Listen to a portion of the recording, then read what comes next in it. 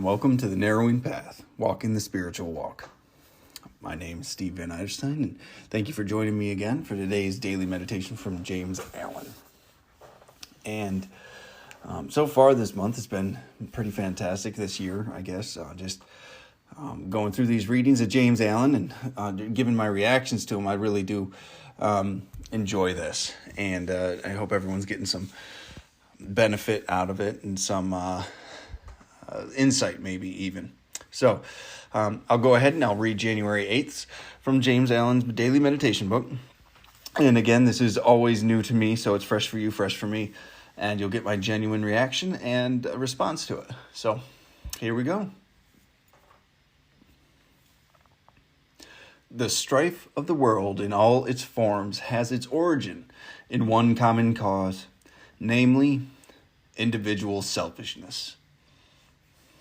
All the varied activities of human life are rooted in and draw their vitality from one common source, the human heart.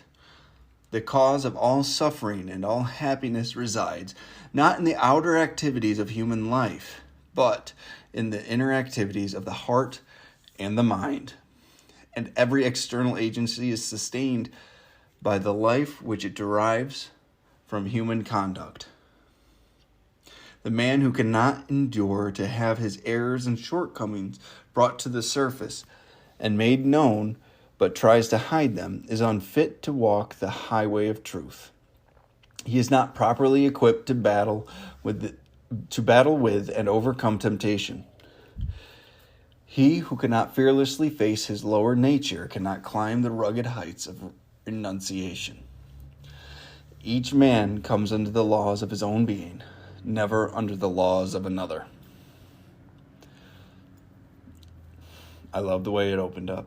The strife of the world in all its forms and its origin in one common cause, has its origin in one common cause, namely, individual selfishness. And you want a statement to describe me? That's me. I was a victim of my own circumstances and my own actions many, many times. I had placed myself in a position to be miserable. It was my thinking that led to my depression. And it's not perfect. I still have moments of it, but it's a lot quicker these days, and I can pull out of it a lot faster by practicing some gratitude and some change in perspective. But it's the self-centeredness, the selfishness that gets me every single time. And me learning that about myself and me understanding that's been a huge driver for me personally has really gotten me to a point where I can understand how it influences everything around me. How a lot of people are driven by selfish desires and selfish ends, even though they might mean well, but they're unaware. I guess maybe that's me making assumptions, to be honest with you, but I can tell you from my personal experiences and conversations with people, it's time and time again, there was a selfish end that people were trying to accomplish. And until you can actually identify that, even the most surface level or outwardly seeming good actions can come from selfish motives. And it just blows my mind, but until you weed those out and you get a good picture of what your own selfish motives are, until I did that for myself at least, I couldn't give genuinely. I couldn't love genuinely because it was always serving a purpose for myself. And I just didn't even realize that, and I believe that the way that second paragraph started, the second paragraph in its entirety, I'm going to read it again. The man who cannot endure to have his errors and shortcomings brought to the surface and made known, but tries to hide them, is unfit to walk the highway of truth. He is not properly equipped to battle with and overcome temptation. He who cannot fearlessly face his lower nature cannot climb the rugged heights of renunciation. I had to really, and continue to have to, really take a look at what is driving me, what it says here, lower nature, and like it's those sensual ends, those animalistic impulses. He gives a lot of names to that, but I believe they're all really directed in referring to the same thing, that selfishness, that self-serving nature that we as animals and human beings can have. And if we want to overcome that, if we want to strive towards that enlightenment, we have to first learn where we have to walk away from. You can't start a journey without knowing where you're at. And then you can figure out where you've got to go.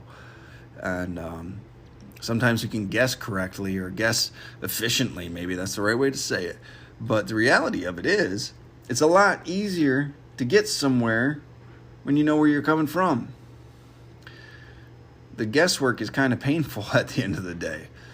There's a lot more suffering than needed in that trial and error type of way of living.